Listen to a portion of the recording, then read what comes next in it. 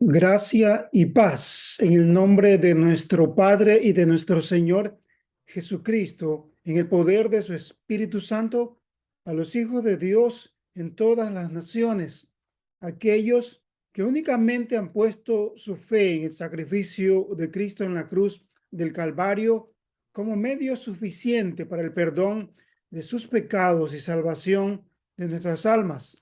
Damos gracias al Señor que por su voluntad y guía utilizamos nuevamente este espacio en donde exponemos la sana doctrina y señalamos la falsa. Nuevamente con ustedes, su servidor y maestro Nelson Villalba Sarmiento. En esta ocasión quisiera compartir el tema: ¿puede el cristiano perder su salvación?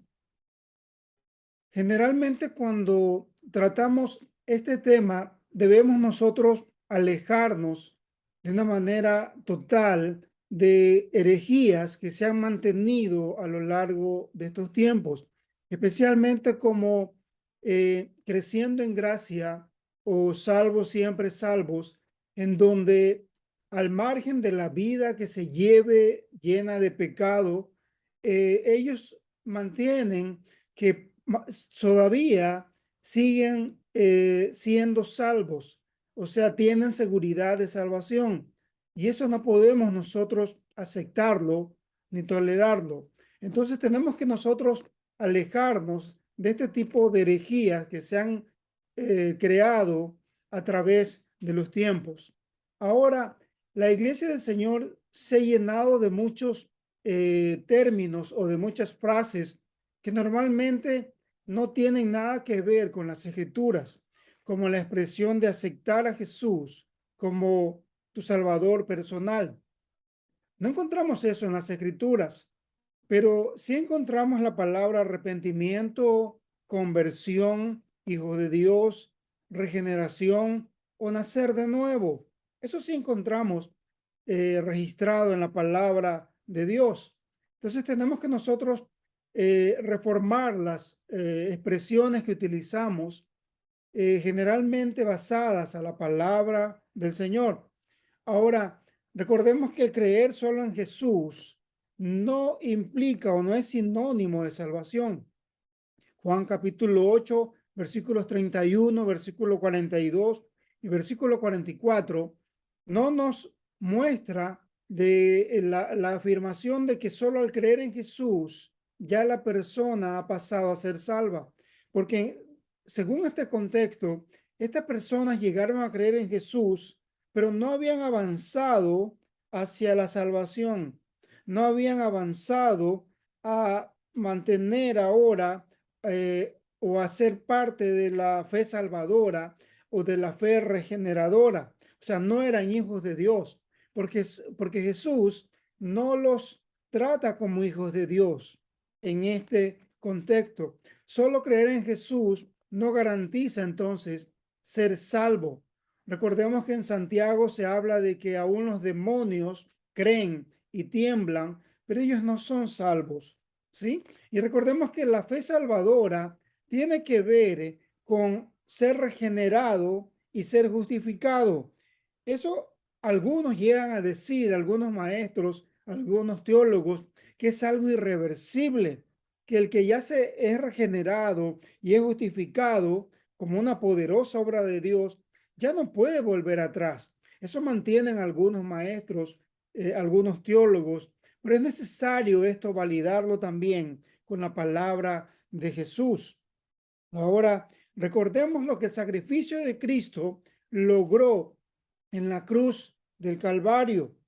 Eso es lo que podemos nosotros notar, por lo menos, que en la cruz del Calvario la culpa o la paga del pecado fue removida totalmente por el sacrificio del Señor en el Gólgota, en la cruz, y el derramamiento de su sangre ahí, en ese lugar. El poder del pecado o el control del pecado también ha sido recibido por el Hijo de Dios, y realmente en esto todavía la iglesia tiene serios problemas porque no se apropian de eso y no se vive conforme a ese poder que el Señor nos ha dado para controlar el pecado.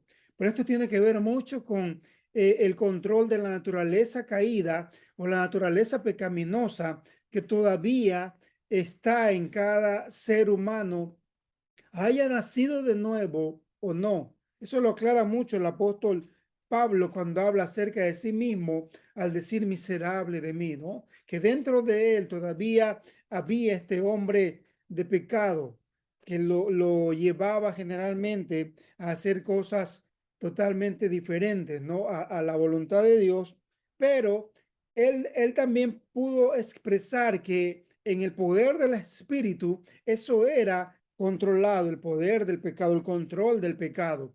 Pero eso todavía el creyente tiene que llevarlo a cabo y apropiarse y vivirlo conforme a lo que el Señor nos ha entregado como hijos de Dios. Y ahora también en el futuro seremos salvos de la condenación cuando nuestros cuerpos sean redimidos totalmente y nuestra salvación se consuma realmente al final de todo. En la salvación somos libres de males espirituales. Nada tiene que ver con lo material o con la prosperidad que de una manera falsa se enseña en la actualidad. Nada tiene que ver con lo material. Nada tiene que ver con la prosperidad material. Es solamente o tiene que ver solamente con males espirituales. Ahora, en el proceso de la salvación, entendemos que se da lo que conocemos como el arrepentimiento o el perdón de los pecados. Esto también tiene que estar muy claro. El convertirse en cristiano es alejarse del pecado y volverse a Dios. Eso es lo que normalmente nosotros debemos entender. A esto se le llama como al arrepentimiento.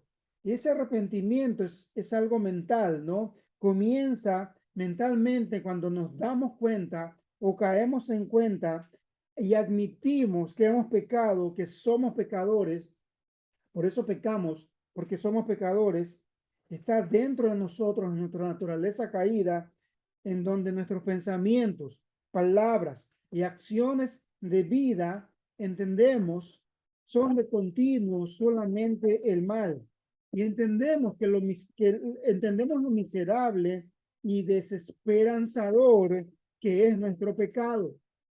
En ese momento, cuando se produce el arrepentimiento, nosotros solo anhelamos el pedirle a Dios, el clamarle a Dios el perdón, ayuda y salvación para nuestras almas, para nuestras vidas. Eso entendemos como arrepentimiento en el proceso de la salvación. Ahora, después de esto, se da lo que se conoce como la regeneración.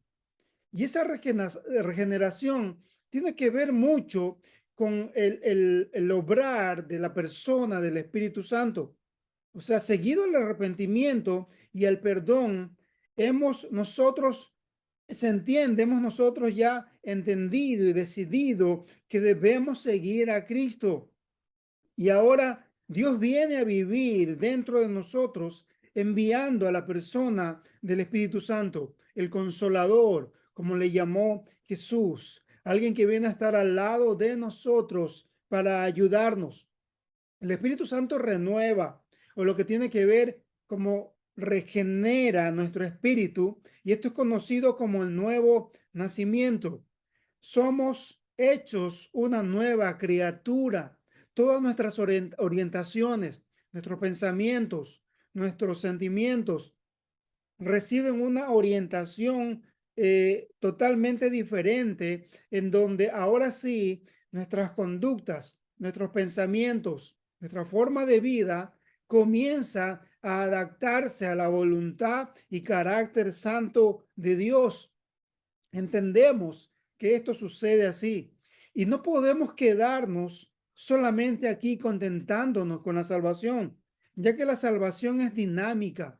La salvación no es estática, la salvación está expandiéndose continuamente en nosotros y el Espíritu Santo desea, anhela fortalecernos, aconsejarnos, guiarnos, consolarnos. pero eso sí, si cooperamos nosotros. Por eso claramente el apóstol Pablo puede decir que los que son guiados por el Espíritu Santo, esos son hijos de Dios. Por eso no debemos contentarnos con solamente creer en Jesús, recibirlo en nosotros, como dice Juan, y quedarnos ahí. Debemos avanzar a la dirección y guía de su Espíritu. Ahí nos volveremos progresivamente, que es el papel del Espíritu Santo y el anhelo de Dios Padre, nos volveremos progresivamente iguales a Jesús, iguales a Jesús. Eso lo dice Gálatas 5:22 y Efesios 4:13. Nos volveremos igual a Jesús, nos volveremos fuertes en la fe. O sea, el fruto del Espíritu se comenzará a dar en nosotros, amorosos, pacientes, amables, y llegaremos a estar a la estatura de la plenitud del varón perfecto, que solamente ese varón perfecto es Jesús. Ese es el anhelo del Espíritu Santo. Y eso es a lo que nosotros debemos llegar o debemos nosotros continuar, ¿no? Seguirlo, a mantenernos firmes en eso. Y comienza el Señor a través de su Espíritu Santo a apartarnos y consagrarnos como hijos de Dios y a santificarnos en una forma continua. Esto es el proceso en donde poco a poco se comienza a moldear y formalmente y de una manera formar, se forma gradualmente en nosotros la presencia de Jesús, encarna las cualidades de Jesús en todos los hijos de Dios y nos parecemos más a Jesús, no al pastor, no a las malas obras y el mal carácter del pastor, no. Entonces, esto es lo que tiene que ver con la regeneración después del arrepentimiento, pero también algo muy importante, tiene que ver con la perseverancia. Debemos, todo hijo de Dios debe de perseverar. Esta es una señal fuerte en el Hijo de Dios, que persevera. La salvación presenta por lo menos tres aspectos: el pasado, el presente y el futuro. O sea, el futuro como un proceso continuo, ¿no? Dentro de un proceso continuo, mirando al futuro, debemos perseverar, hijos de Dios, hasta el fin, como dice su palabra, para recibir la plenitud de la sorprendente salvación y la herencia eterna que nos ha sido prometida en las Escrituras, según Romanos 8:23 al 25. Eso nos promete la palabra del Señor de darnos una salvación desde el versículo 18 de Romanos, ¿no? Darnos una salvación a futura. Por esto es evidente la necesidad de perseverar para recibir el pago final de la salvación. En este sentido, nuestra salvación es futura. Debemos entender esto, no quedarnos solamente con creer en Jesús, sino avanzar hasta la salvación también futura, en donde nuestros cuerpos serán redimidos. Primero los Corintios 1:8, en su versión BLPH, dice, Él nos mantendrá firmes.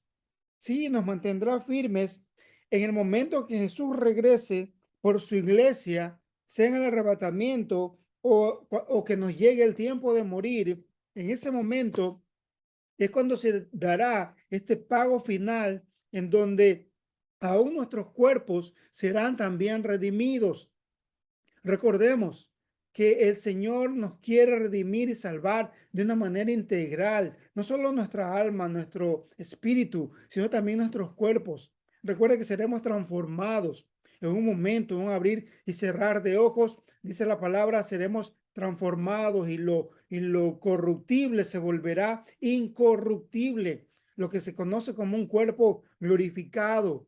Entonces, debemos mantener siempre eso presente, ¿no? En la perseverancia o en el perseverar, el Señor promete mantenernos seguros y firmes. Solo de esa manera, perseverando, estaremos seguros y firmes hasta su regreso. Nada ni nadie puede de esta forma alejarnos de Dios. Pero en este proceso no podemos ignorar las advertencias de las Escrituras. ni darte un falso contentamiento en que solo en creer en Jesús, como te estoy explicando, ya termina todo. No, debemos avanzar y crecer. Primero los Corintios 15:2 dice claramente, si retenéis la palabra, dice que has recibido, no llegaremos a creer en vano. Y esta primera advertencia es muy crucial, hijos de Dios, porque esto la iglesia actual totalmente la está ignorando, la está haciendo a un lado.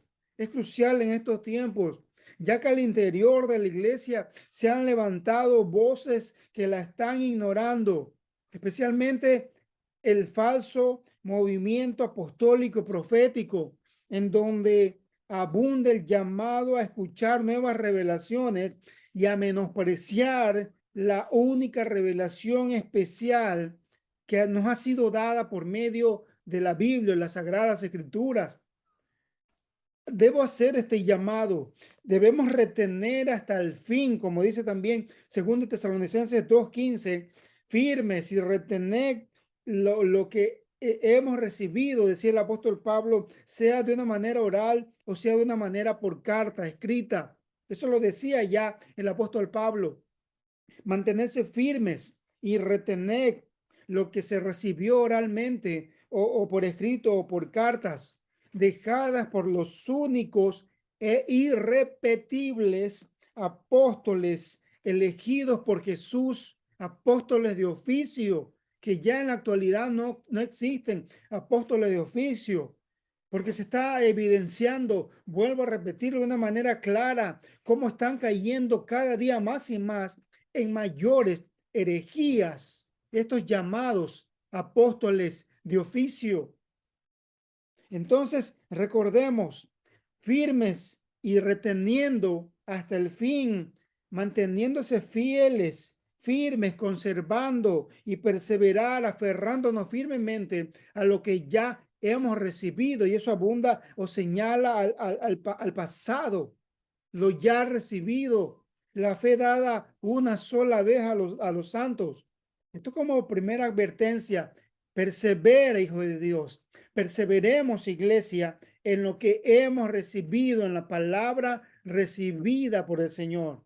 Segundo Colosenses 1:23 también dice que debemos estar firmes y establecidos sin apartarlos del evangelio que hemos recibido.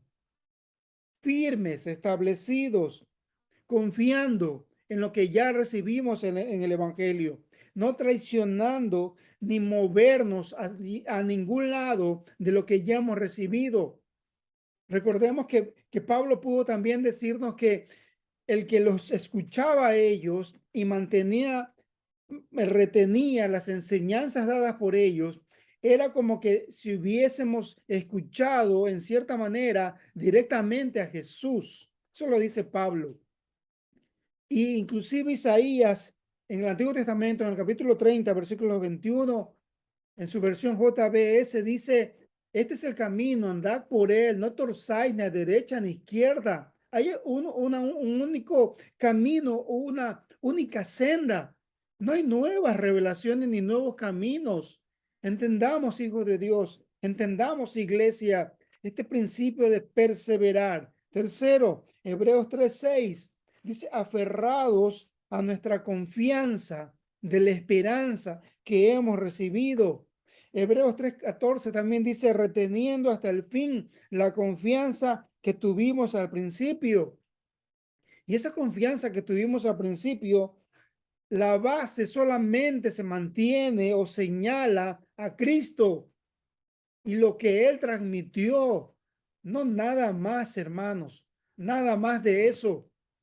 Perseveremos en esto, mis hermanos, y vuelvo a repetirlo, tengamos presente la enseñanza que di en meses atrás acerca de este tema, que cristianos que no van al cielo. Tiene que ver mucho esta enseñanza con ese video, cristianos que no van al cielo. Los invito a que lo puedan ver.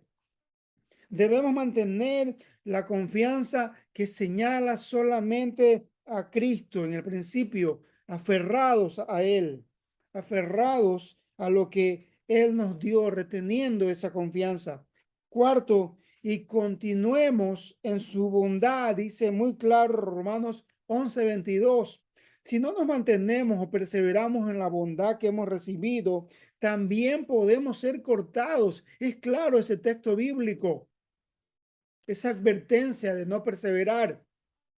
Inclusive Tito, al hablar de eso, el que no se mantiene en esa bondad manifestada por Jesús y no mantenerse en esa bondad, señala de una manera muy clara el vivir una vida de impiedad, lejos del carácter y voluntad del Señor en nuestra vida y en nuestras acciones.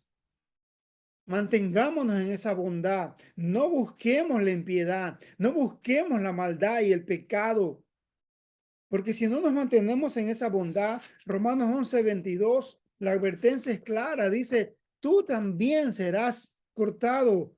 La misión de la iglesia es evangelizar entonces.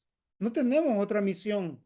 No digo que no se pueda hacer otra obra o labor social, pero recordemos que actualmente el ecumenismo mantiene que todo credo, toda creencia debe unirse con la común creencia en Jesús que mantenemos todos, unirnos para predicar de Jesús en cualquier lugar, dando comida, dándolo de aquí, dándolo de allá y seguir adelante.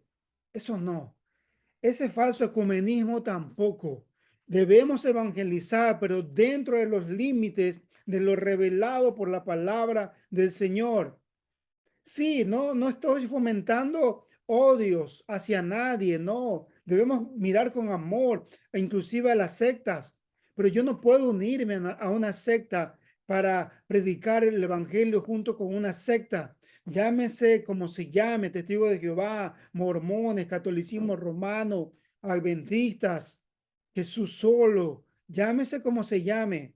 No puedo unirme a ellos, pero debo evangelizar y en este evangelizar, hacer un llamado a los pecadores al arrepentimiento y a la conversión y a una continua nutrición que tiene que ver con el discipulado, animándolos a prosperar espiritualmente, a crecer espiritualmente y a perseverar hasta el fin espiritualmente.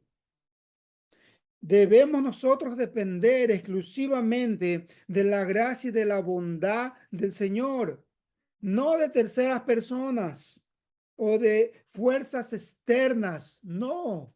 Debemos depender única y exclusivamente de la bondad del Señor. Mantengámonos fieles y fructíferamente firmes, siguiendo a Jesús, permaneciendo en Él para ser incluidos en la futura etapa final de la redención.